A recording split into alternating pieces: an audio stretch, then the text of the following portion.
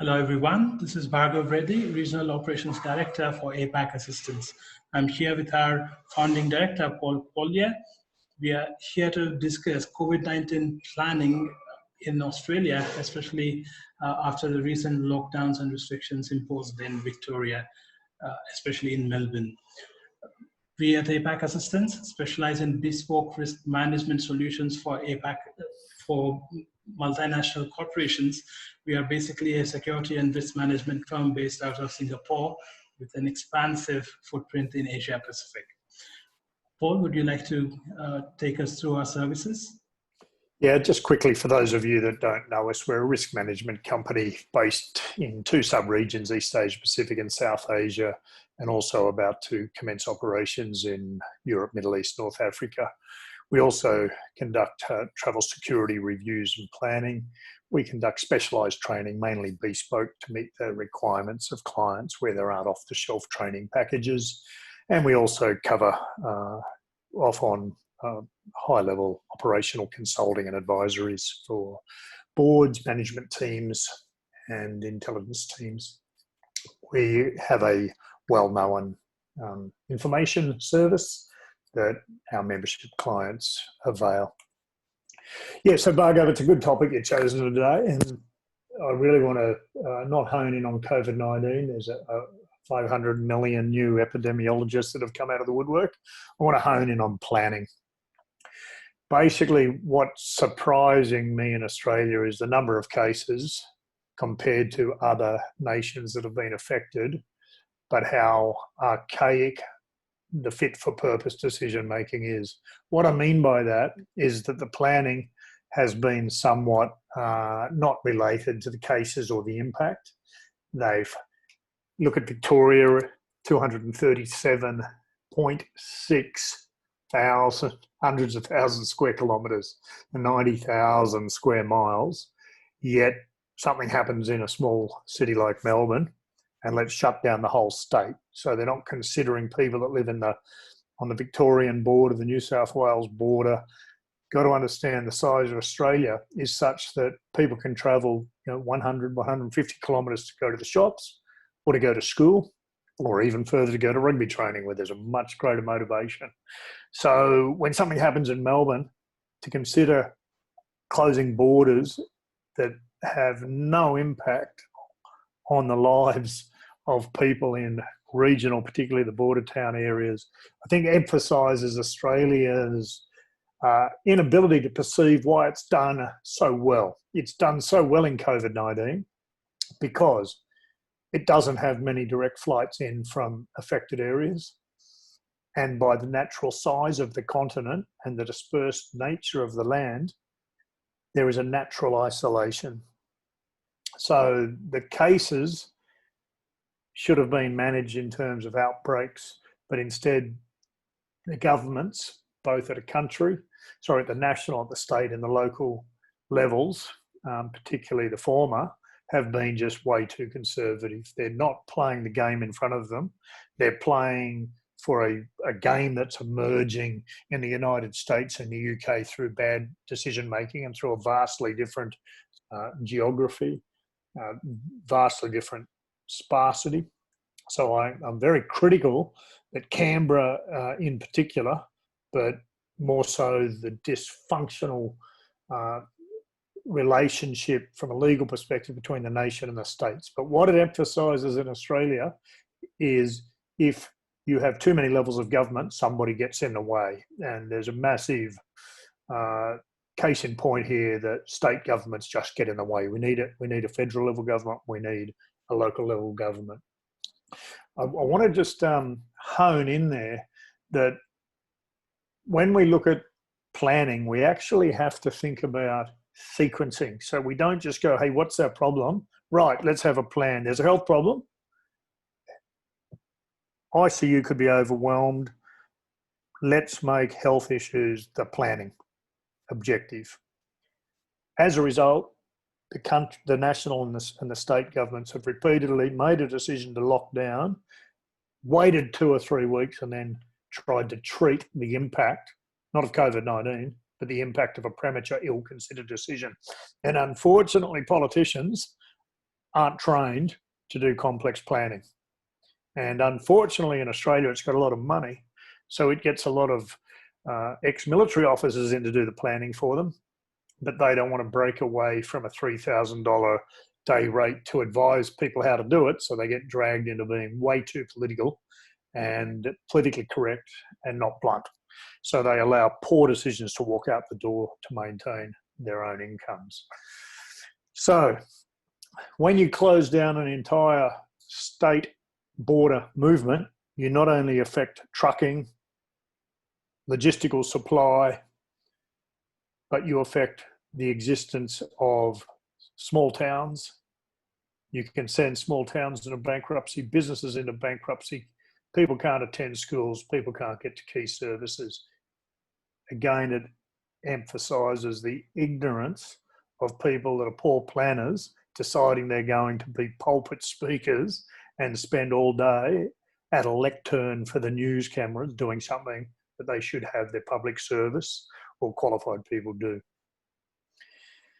Right, I want to just do a quick comparison so people understand how big Victoria, Australia is. It's about the same size as Michigan in the United States. In the last 7 days, Victoria's had about 300 cases, Michigan's had about 2,500 cases. So what's Australia public servants done? At the state level, shut down borders. Now, if we look at Melbourne there on the left-hand image, you can't hardly see the western border, but we're talking a several-hour drive to get to the border.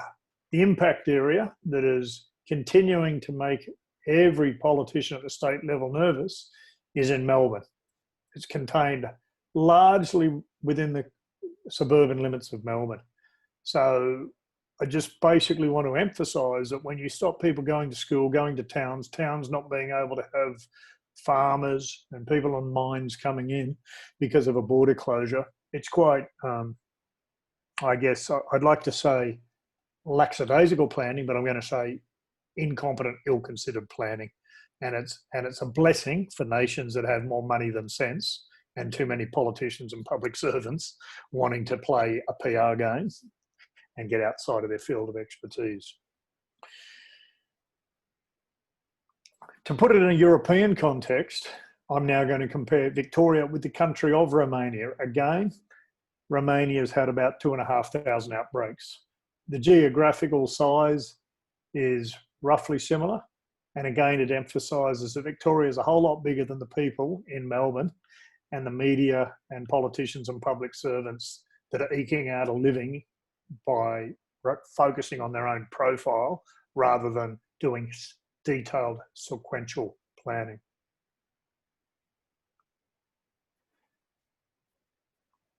If we look in terms of the UK, again, similar size, vastly different population.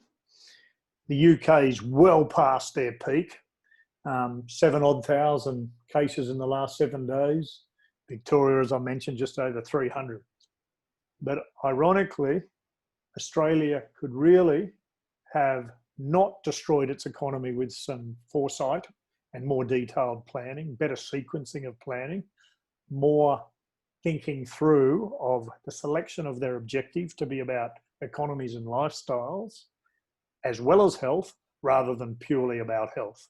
So they've deferred pain, they've deferred mental disease, they've deferred mental illnesses, suicides, interfamily conflicts, interfamily abuse, all by being too quick to want to be seen at a lectern making decisions whilst failing to think about all the various permutations that occur due to poor decisions.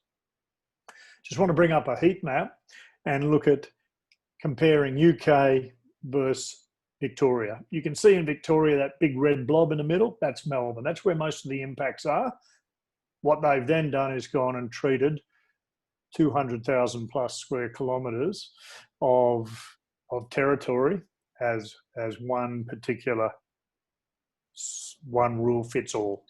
So hopefully Australia can learn to plan better. It can learn that if the media and public servants are all concerned about the next news headline it leads to very ill-considered planning that impacts millions of people, brings on unnecessary recessions, and it can also show that perhaps too many experts consulted in the confines of a sanitised city like Canberra leads to everybody thinking the same because they are the same and thinking the same for political correctness.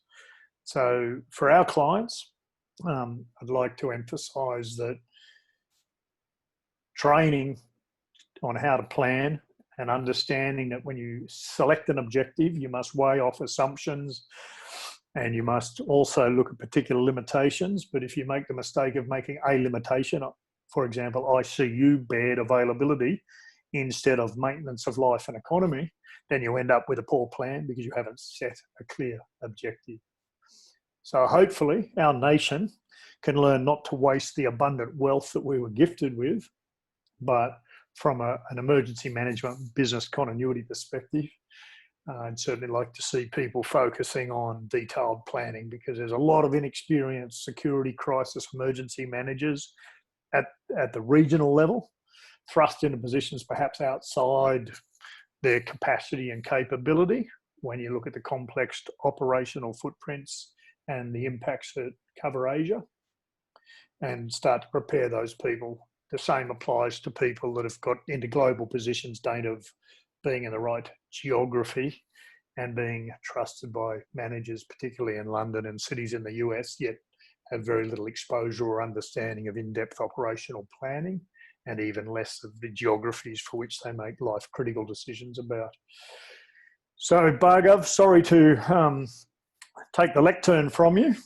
Any points you wanted to add? Well, just a quick question for you.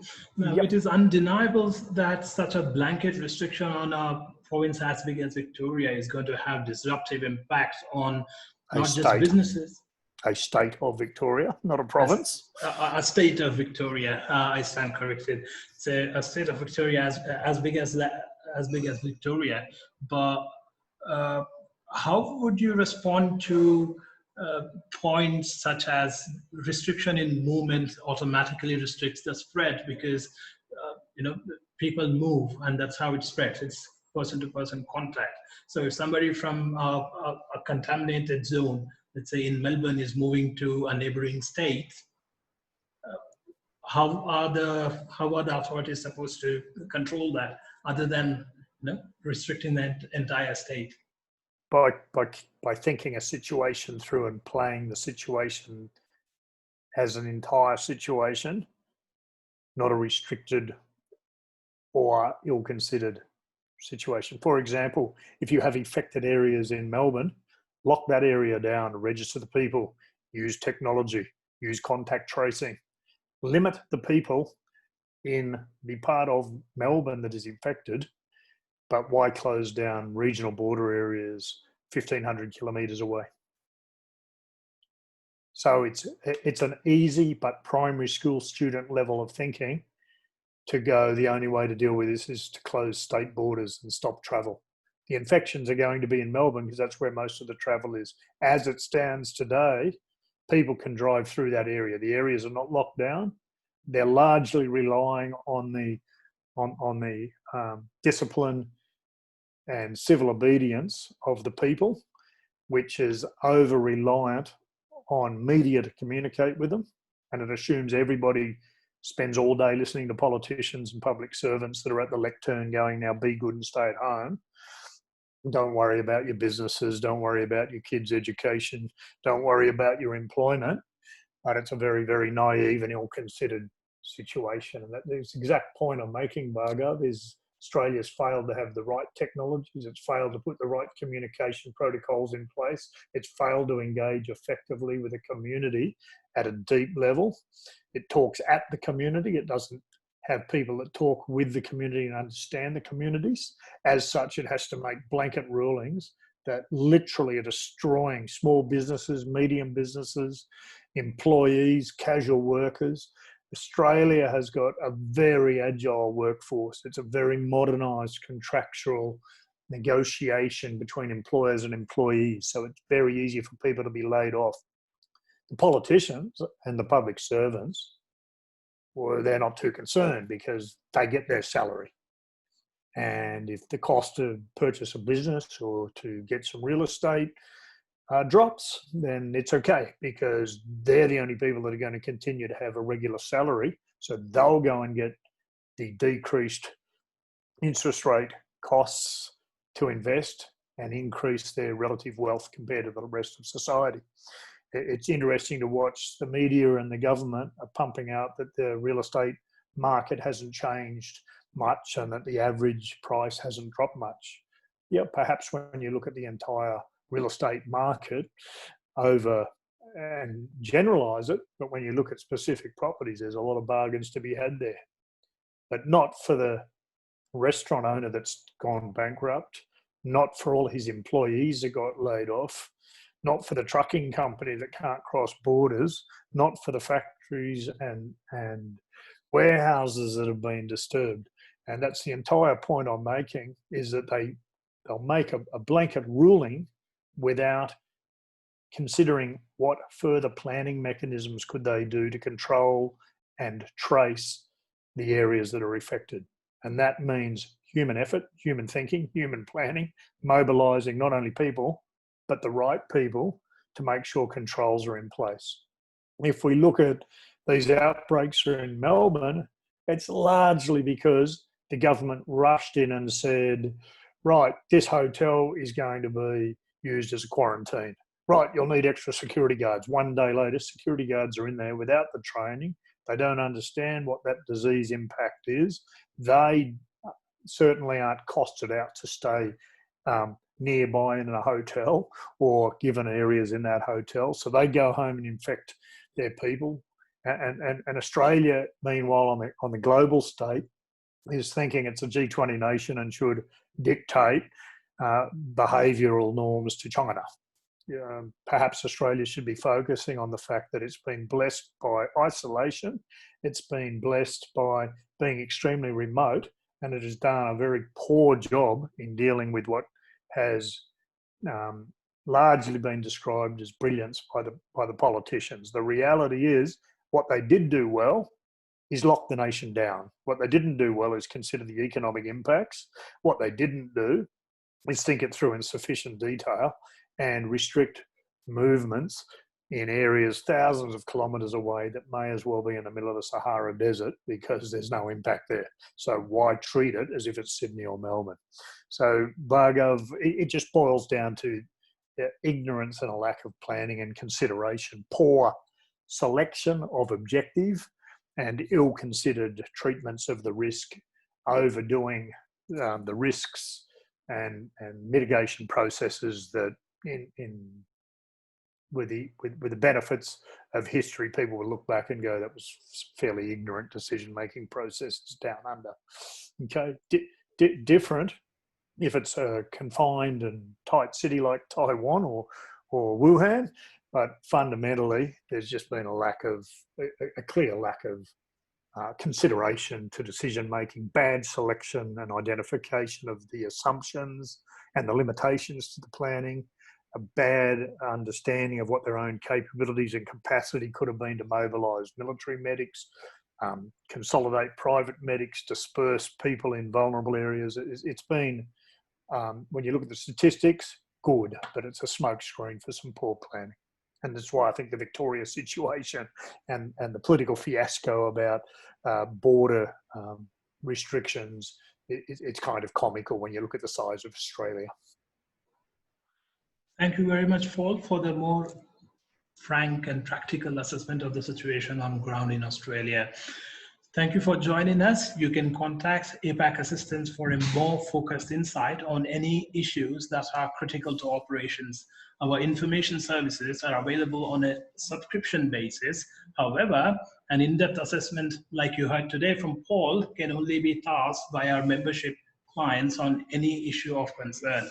To know more about our subscription and membership services, please contact us at iqueries@apacassessment.com or visit us at our website, www.apacassistance.com. Thank you.